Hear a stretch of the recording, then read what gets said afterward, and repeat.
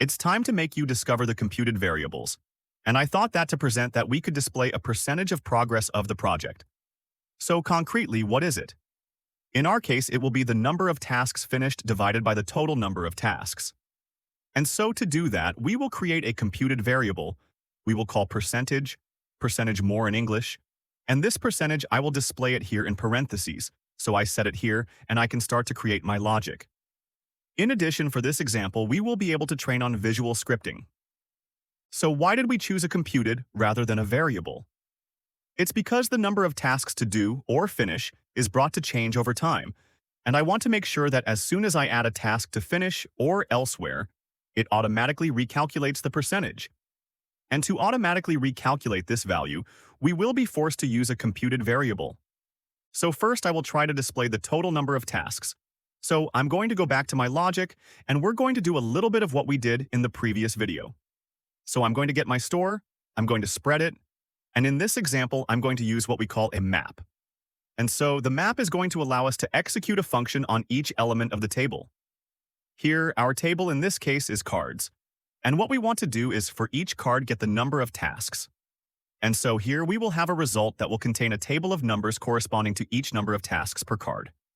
So here, I'm going to pull the callback here, and I'm just going to create a function above. So a lambda function in this case. And so that's going to be my element. So if I want to see what my element looks like, I remind you I do space control. But before I'm going to run that. And so my element looks like that. So what I want to do is get the list of tasks. So what I could do is either do a spread, what we saw a little earlier, except that in fact the thing is that I'm not going to use title in this case. So in fact what I can do instead of doing a spread and getting all the elements, I can do a get property. And in fact here, I will be able to select the property that interests me. So here it is, tasks. And so here, what I can do is pull my table here and do a get length to get the size of my table.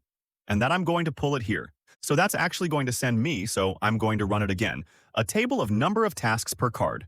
So that's it, I'm going to get it, and I'm going to do a sum. So to add all the elements of my table, and I'm going to see a result.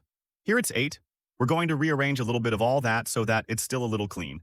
And now a little trickier, we only want to have the number of tasks finished. So hop, we redo what we did at the beginning. So we redo a get new store, then we spread.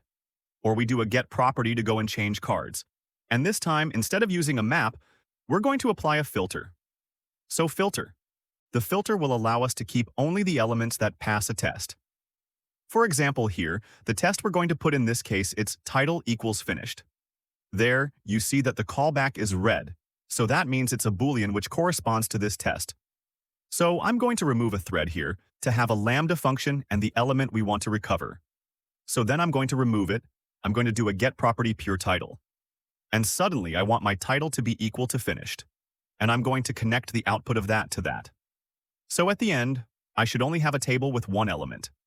So then I'm going to run my filter and we're going to do space control to see what's in there. So here we have a table in a table. So what I'm going to do is do a hat and get the first element to have my entire object. And this object, I'm going to get its property, and this property, I'm just going to get its length. And once I have that, I'll be able to do a calculation of all that divided by that. So then I'm going to create a divide node. So it will be 5 divided by 8. And this result, I'm going to send it back here in my percentage. There you see that my 2 blocks map and filter are grayed. It's because I didn't connect them to any execution node. So here, which is the computed percentage. So I'm going to connect the first one here and the second one, and it will run once the map is finished. Last little thing to know, otherwise it won't work. Here we chose an example that is a bit complicated. We use tables. So if I want my computed to work, I'm going to have to use the dip function, which allows you to look in depth so that it can work. And so now if I go back to my preview, I have a percentage that is calculated. So I just realized that I forgot to multiply by 100. So I'm going to do a multiply by 100, and I could even add a round, which allows you to round, and now it should be much better. So here we have our percentage, which is now calculated. In the next video, we will see how to make this code much more readable, because here we are starting to have a big logic, and it is important to work in a clean environment. See you next time.